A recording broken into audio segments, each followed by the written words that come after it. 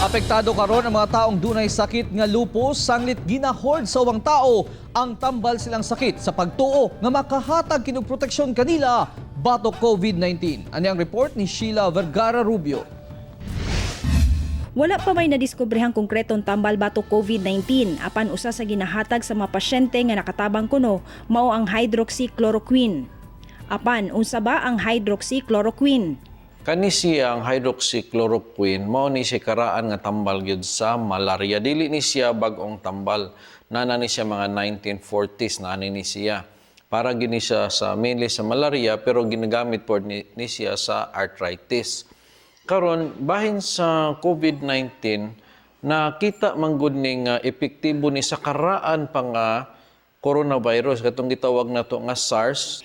Sa pagpasabot ni Dr. Mata, kung ang coronavirus makasulod sa lawas sa tao, mangita kini og bakanting pwesto sa baga nga magsilbing receptor ug paspas nga magmultiply busa. Dinhina dunay papel ang hydroxychloroquine. Pag nakainom daw hydroxychloroquine, mura daw siya muuna diha mura bag kanang gitawag nato nga trip to Jerusalem ba nga imbis diha ta mo pisto tong coronavirus giunhan sa hydroxychloroquine.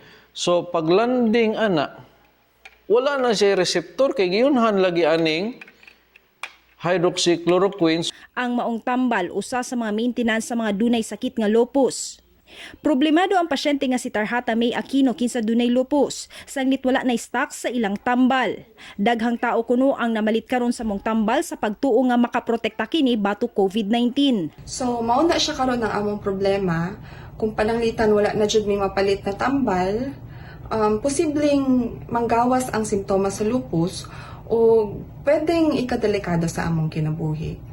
Sa Facebook page sa Lupus Foundation of Southern Mindanao, nanawagan sila sa katauhan nga dili mag-hoard sa mong tambal sanglit kinahanglan kini sa mga lupus patient.